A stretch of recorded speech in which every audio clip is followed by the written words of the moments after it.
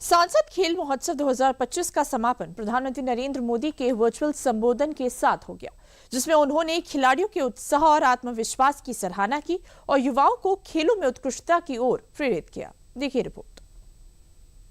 आज मैं देश के हर खिलाड़ी से कहना चाहता हूं, आप केवल अपनी जीत के लिए नहीं खेल रहे हैं, आप देश के लिए खेल रहे हैं। आप तिरंगे के मान सम्मान के लिए खेल रहे हैं। मेरा हर माता पिता से भी निवेदन है, अपने बच्चों को खेलने के लिए प्रेरित कीजिए, खेलने के लिए अवसर दीजिए, क्योंकि खेल केवल सीखने का हिस्सा नहीं है।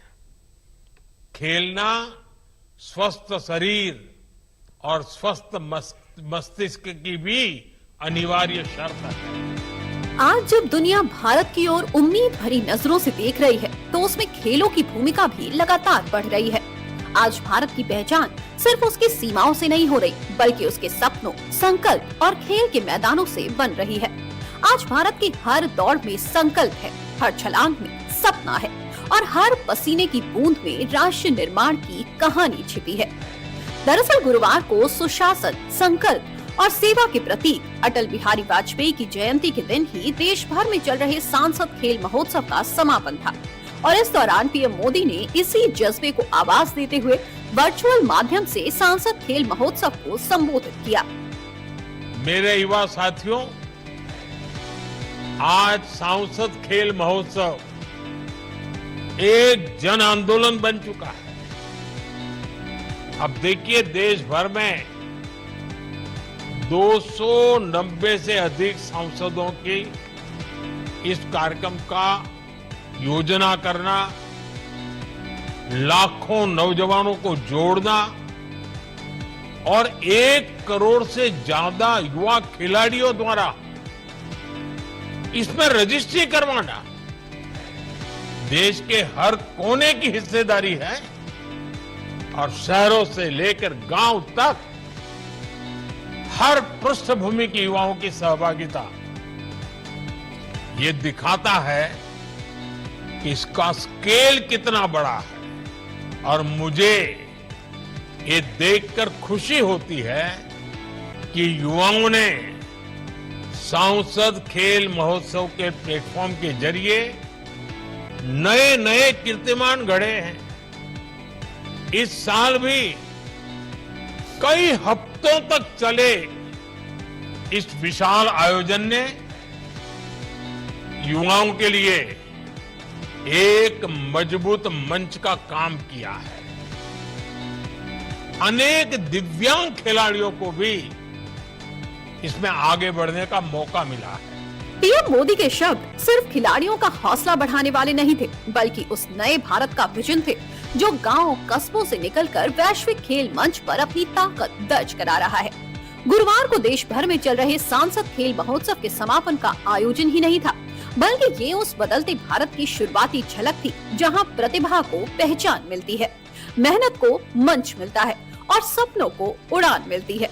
देश के कोने कोने से स्टेडियम की दीवारों से टकराती तालियां, खिलाड़ियों की आंखों में चमकता ये आत्मविश्वास और हर जीत के साथ लहराता भारत का तिरंगा।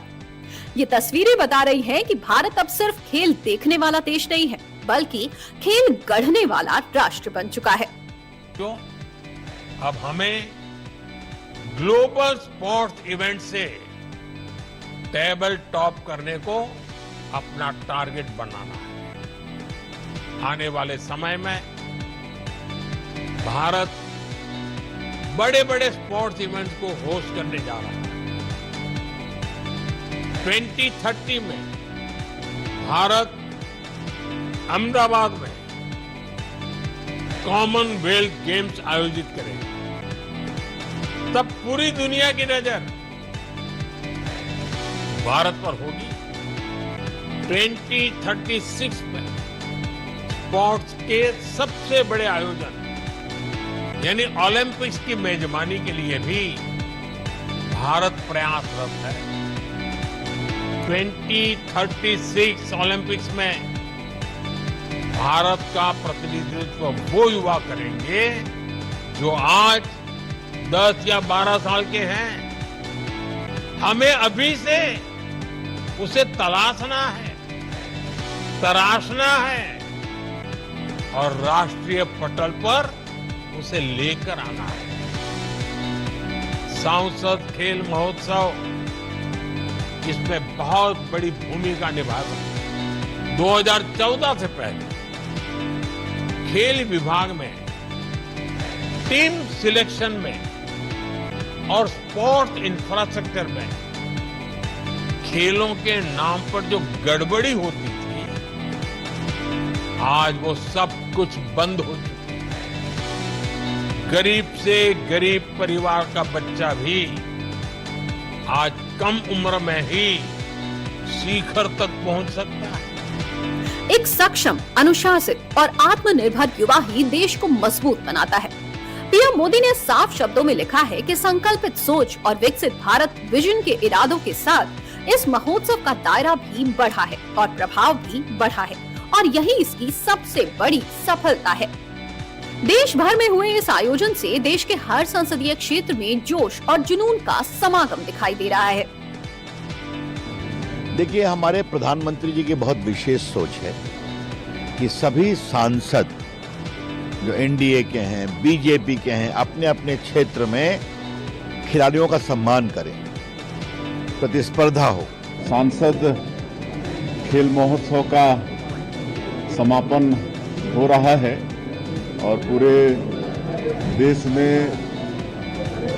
200 से ज़्यादा संसदीय क्षेत्र में ये कार्यक्रम संपन्न हो रहा है और समापन समारोह को हमारे देश के यशस्वी प्रधानमंत्री श्री नरेंद्र मोदी जी ने संबोधित किया है। बहुत ही प्रेरक उनका उद्बोधन हमारे खिलाड़ियों के लिए रहा है। नया भारत खेल रहा है, जीत रहा है और विश्व पटल पर अपनी पहचान गढ़ रहा है। देश भर में हुआ ये आयोजन अब व्यापक आयाम लेने वाला है। देश के उन करोड़ों युवाओं को ये संदेश भी दे रहा है जो सीमित संसाधनों के बावजूद बड़े सपने देखते हैं पर पूरा नहीं कर पाते। लेकिन अब पीएम मोदी के विजन और संकल्प से वो सपने भी सिद्धि के रास्ते पर। अब आते हैं